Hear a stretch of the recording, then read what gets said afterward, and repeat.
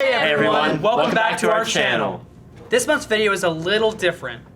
Due to rapid schedule changes, we can no longer do our normal segments for March. However, we still filmed a few things that are waiting for you. Let's take a look at some ways to stay healthy mentally and physically. It's been a rough week in the world, and of course in Minster High School, there's been some ups and downs with uncertainty with the coronavirus. Some things that obviously have been stressed is being healthy and all the things that you can do with to be healthy. One of the things that I really stress is just helping your mental health.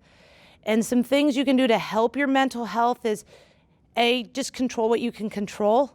How you react to situations, this is not ideal and there's been some upsets, but if you can get outside, you can enjoy fresh air. If you can listen to music, just know when you need a break.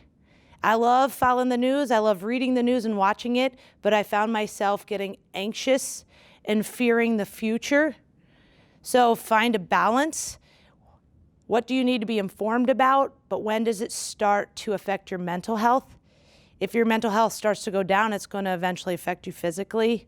So I'm definitely stressing for the students to just be aware when you need to get away from your phones, not turn on the news, and enjoy a good book, enjoy taking a walk, or just taking time to not stress and not be worried. You are going to have a little bit of free time. It is spring, so take the opportunity to just appreciate things that you can while still being aware of safety, health, and what you need to know. But overall, being active, getting outside, doing things that are going to keep you positive and relaxed are going to just help your mental health as we move forward in these next few weeks. And we are going to move forward. And we are going to find ways to cope with the adversity we're dealing with right now. COVID-19 is an interesting virus that just broke out in America. Talking about the science behind it all is our very own Mrs. Bruns. Hi everybody, this is Mrs. Bruns coming at you. They asked me to talk about the science of the coronavirus. So I want to start this by saying I'm not an infectious disease expert. The coronavirus itself is a class of viruses that have been around for a really long time, and they can cause really mild illnesses like the common cold. So we've known about this class of viruses for a long time, and we've known that these viruses also circulate in different kinds of animal populations.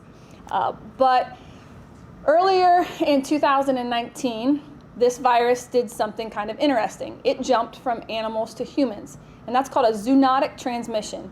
And that happened with Ebola, HIV, SARS, MERS. SARS and MERS are also coronaviruses. So this is not something new. H1N1, the swine flu, was also a zoonotic virus. But in mid-November of 2019, scientists think something really interesting happened.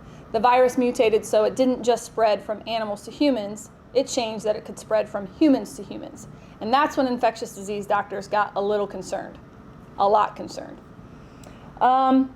So the R0 value for this virus, you may have heard, that is a measure of how many people you would infect if you get sick with coronavirus. So COVID-19 is a special name for this particular coronavirus we're dealing with.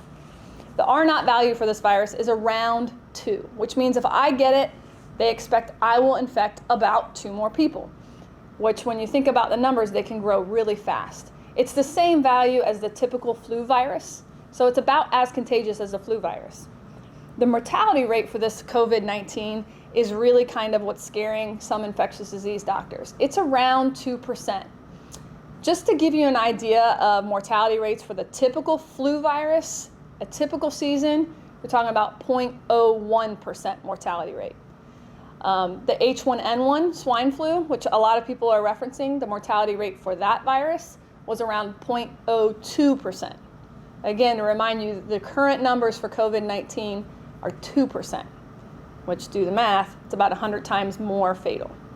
So that's why we're taking this really, really serious. Governor DeWine has made some pretty tough decisions, but here's why. This is called flattening the curve. So you may have seen this on social media. I think it's a great reminder of why we're doing all these kind of uncomfortable things like canceling schools and canceling fun public events. If we kept all those public events, we would see the cases of COVID-19 spike really fast. If we try to limit exposures, we're probably going to end up with the same number of cases, but it will happen over a slower time. And that is so important for our healthcare system. The dotted line here shows what the healthcare system in the United States can handle. So if we can flatten the curve, the healthcare system can take that. We can take care of patients, we have ventilators, we have staffing. If we don't do those protective measures, we can quickly overwhelm the healthcare system. And you gotta remember, maybe you're not gonna get that sick, but if our hospitals are totally packed and you get in a car accident, or someone you love has a stroke or a heart attack and they show up at a packed ER, it might delay their care time, which could affect you or someone you love. So wash your hands, listen to what the infectious disease experts are telling our leaders, try not to be too close to people, and don't panic. Take care of yourself. Wear your seatbelt.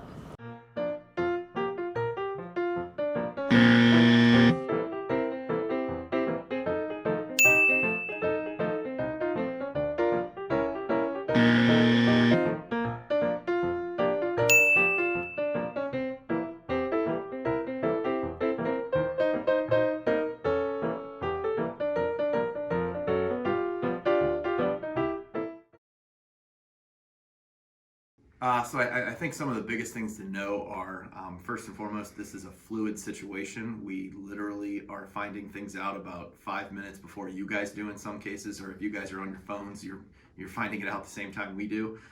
So a lot of the specifics about can we be in the building for this or that, or are we even going to be here come Monday? I don't know.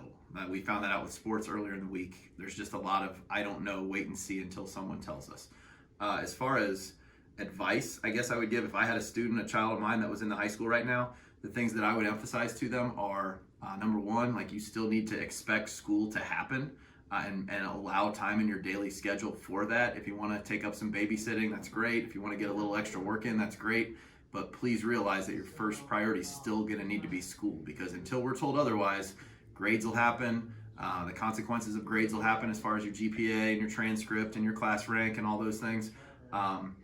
And then I think the other thing I would tell you right now, just generally speaking, is to stay on your toes and sort of just stay plugged in, because this is going to change. You're going to probably get emails from your teachers, it sounds like, pretty frequently. You may get an email from me or from Mrs. Bokey, and it might just completely change the landscape. It might extend this by another week. It might, hey, never mind, things are good, we're coming back a week early.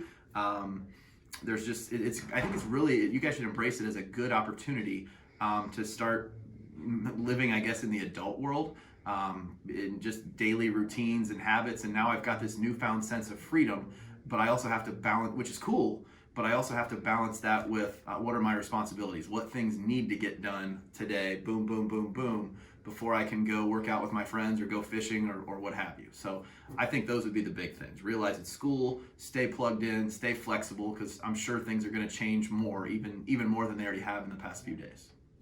Stay tuned for more videos coming your way.